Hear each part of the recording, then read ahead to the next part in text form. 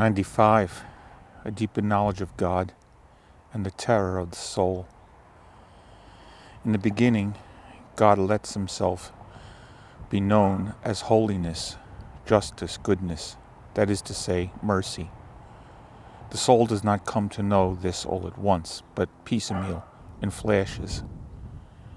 That is to say, when God draws near, and this does not last for long, because the soul can only bear such light. During prayer, the soul experiences flashes of this light which make it impossible to pray as before. Try as it might to force itself to pray as it did before, all is in vain.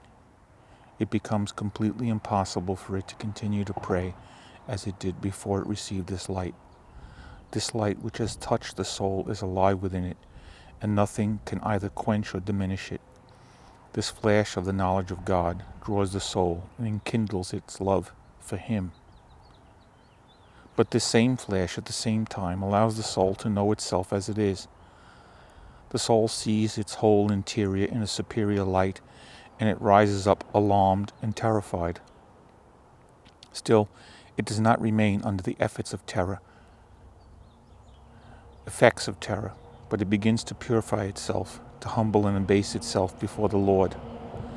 These lights become stronger and more frequent. The more the soul is crystallized, the more these lights penetrate it. However, if the soul has responded faithfully and courageously to these first graces, God fills it with His consolations and gives Himself to it in a perceptible manner. At certain moments, the soul, as it were, enters into intimacy with God and greatly rejoices in this.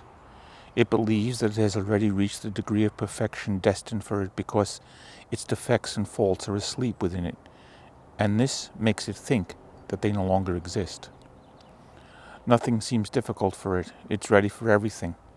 It begins to plunge itself into God and to taste the divine lights. It is carried along by grace and does not take account of the fact that the time of trial and testing may come.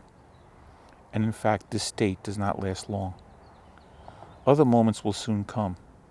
I should add here, however, that the soul will respond more faithfully to divine grace if it has a well-informed confessor to whom it can confide everything.